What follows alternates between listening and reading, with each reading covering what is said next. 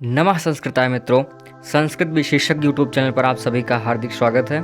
Sunday special के इस video में आपको एक प्रेरणादायक कहानी बताया जाएगा, तो वीडियो को लास्ट तक अवश्य देखें।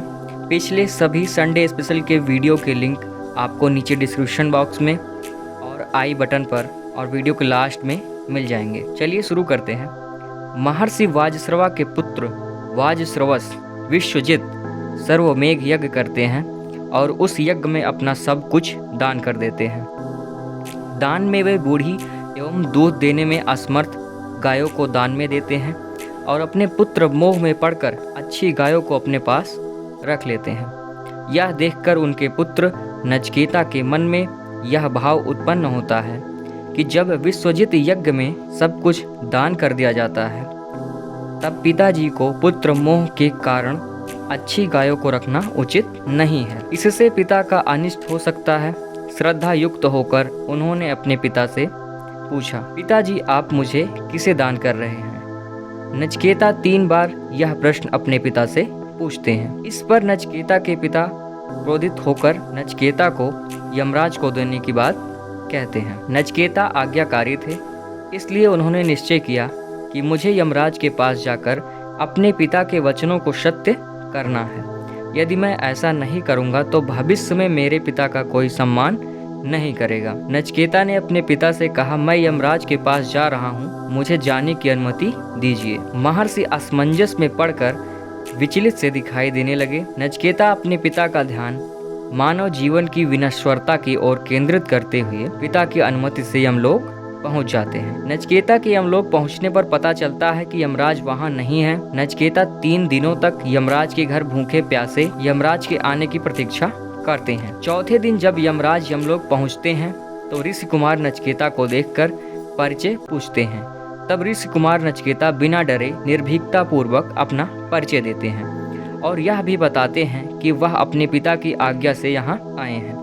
यमराज सोचते हैं कि पितृभक्त बालक मेरे यहाँ अतिथि है और मैंने और मेरे दूतों ने इस अतिथि का सत्कार नहीं किया। उन्होंने नचिकेता से कहा, हे ऋषि कुमार, तुम मेरे द्वार पर 3 दिन तक भूखे प्यासे रहे, इसलिए मुझसे 3 वर मांग लो। नचिकेता यमराज को प्रणाम करके कहते हैं, यदि आप मुझ पर प्रसन्न हैं तो पहला वरदान यह दीजिए कि जब मैं अपने घर जाऊं तो मेरे पिता मुझे पहचान लें और उनका क्रोध शांत हो जाए। यमराज तथास्तु कहकर दूसरा वर मांगने को कहते हैं। दूसरे वरदान में नचिकेता स्वर्गलोक प्राप्त करने वाली साधन भूत अग्नि विद्या को मांगते हैं। नचिकेता से प्रसन्न होकर यमराज अग्नि विद्या को उन्हीं के नाम पर प्रचलित होने का वरदान देते हैं, क्योंकि स्वर्गलोक को प्राप्त करने वाला प्राणी शोक से रहित होकर आनंदित होता है। नचिकेता आत्मा के बारे में जानने वाला तीसरा वरदान मांगते हैं। तब यमराज कहते हैं कि हे नचिकेता, तुम 100 वर्ष जीवित रहने वाले पुत्र, पौत्र, हाथी, घोड़े और बहुत से पशु मांग लो, स्वर्ण रत्न मांग लो, पृथ्वी के विशाल राज्य को मांग लो और स्वयं जितने वर्ष चाहो जीवित बने रहो, इत्यादि प्रकार से यमराज नचिकेता को प्रलोभन देते हैं। तब नचिकेता कहते हैं कि हे यमराज, ये सब कुछ ही समय के लिए है, मतलब क्षणिक हैं। नचिकेता आत्मा के बारे में जानने वाला वरदान ही मांगते हैं। नचिकेता कहते हैं कि आत्मा के बारे में जानने वाले वरदान के समान दूसरा कोई वरदान नहीं है और इसके बारे में बताने वाला भी आपके जैसा कोई और नहीं मिल सकता है। तब यमराज नचिकेता के बुद्धि, कौशल, लोभ, मोह रहित, पितृभक्ति आदि गुणों से प्रसन्न होकर आत्मा के बारे में जानने वाला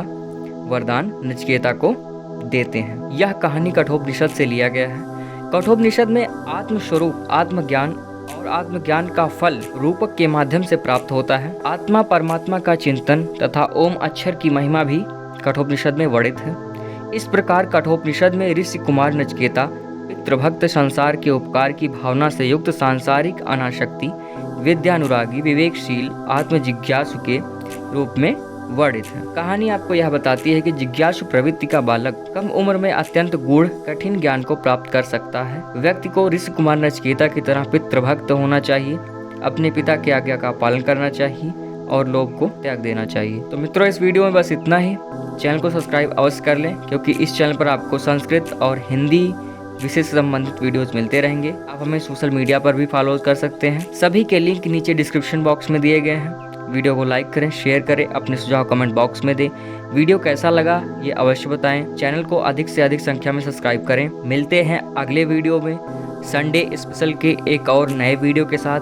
तब तक के लिए मित्रों, नमः संस्कृता।